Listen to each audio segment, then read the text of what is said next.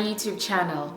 My name is Grace Sewa, and today we will be talking about the types of friendships that we have.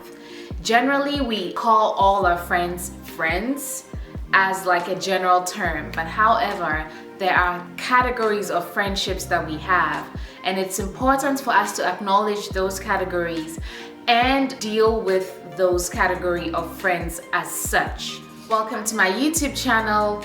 Have a seat, grab a cup of coffee, some water if that's what you prefer, some juice or whatever you like, and let's talk. The first kind of friends I would like to talk about are casual friends. These are the friends that we share social interactions with on occasions, and they're not friends that require much work or any work at all. Basically, you can meet such friends and just hit it off from there, and then after that event or occasion that you met at, that's it. You don't necessarily have to keep in touch whatsoever. Such friendships are easy, or such people you can call acquaintances. The next category of friends are close friends. These are individuals who you share more meaningful connections with. You end up sharing some feelings, deeper thoughts with them, and you can trust them with that information. These I call the very good friends or the close friends. The next one would be the work friends or work colleagues. These are exactly what they are, or how the name says they are. They are work colleagues. You typically hit it off with them over topics concerning your work and just what's going on in your workplace or office, and that's about it. It also does not require much work or does not require much effort from you to keep such friends, because it starts and ends at the workplace. And so you can choose to reach out to such people after work or not, and it won't be a problem at all. The next category of friends I'd like to talk about are childhood friends.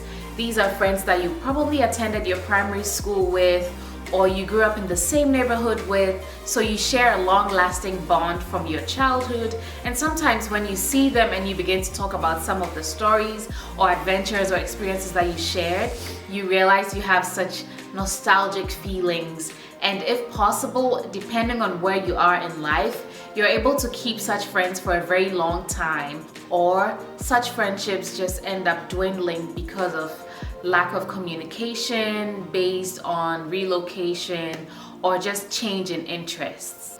Childhood friends are very precious, in my opinion, because when you remember them, especially if you had a very nice childhood, the friends that you had in that period, you really love, because they bring back memories of the good times you had when you were a child. Online friends. So unconsciously or consciously, some of us have made friends online. You may be someone who prefers to hang out on Instagram, TikTok, Snapchat, sometimes even LinkedIn. You have realized that you constantly exchange comments or even DMs with somebody online that you haven't met in person before. But these are also a kind of friends that I would say exist these days, because social media is such a big thing now. So we all have made one or two friends online that we have never ever met before. But because of our similar interests, we end up really having good conversation with them online. And that friendship does not require much either.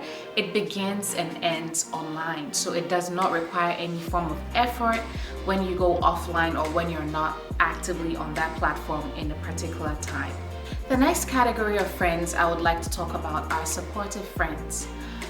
We may accept it or not, but then we all have one or two friends that we go to for support, sometimes just for encouragement or for some form of words of affirmation, or just like I don't know. These kind of friends are very emotionally supportive, and then they end up encouraging you when you need it the most. You may not be friends with that person to the extent where you participate in activities with, or you go out and spend time with, but such friends are also cherished because they are your friends when it comes to hard times, and they don't mind being that kind of friend because they enjoy actually doing that for you.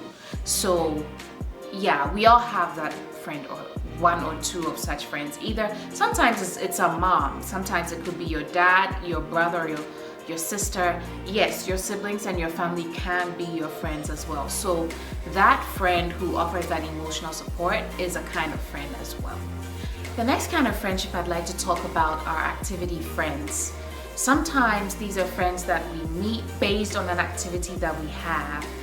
For example, you may go to the gym and meet someone there often because you go to the gym at a particular time, and that other person that you met also comes to the gym at that time that you go to the gym. And so you often meet each other and say hello or give each other encouragement or morale to continue working out or to do one more rep, for instance. But these friendships are not the kind that you keep or have to hold on to throughout, even after that particular activity has ended.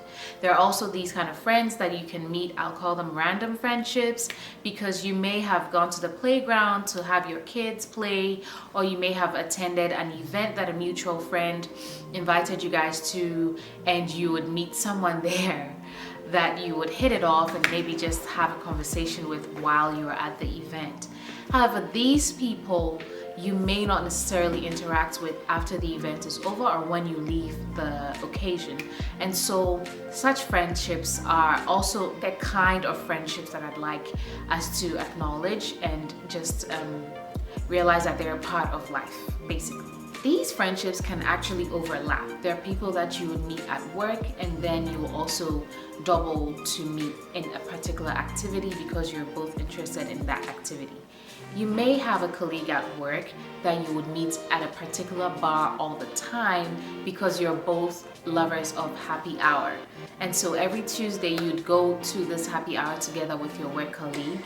And so that becomes an activity or a friend you met based on that activity as well. And so there's nothing wrong with that. There's also these random friendships that develop into close friendships because you had a very insightful conversation that you both decided to hold on to that relationship and grow the friendship. This brings me to my next point on the kinds of friendships that we need to let go or the kind of friendships that we need to grow. It's not every friendship that requires you to keep or hold on to. Some friendships just need to be let go and be left at where it ended. And there are other friendships that require you to put in a little bit of effort and work to hold on to and to grow it into something more meaningful. So check out my next episode on what friendships to let go or what friendships to grow. And in the meantime, drop in the comments what kind of friendships that you realize that you have the most, and let's have a conversation. Until next time, goodbye.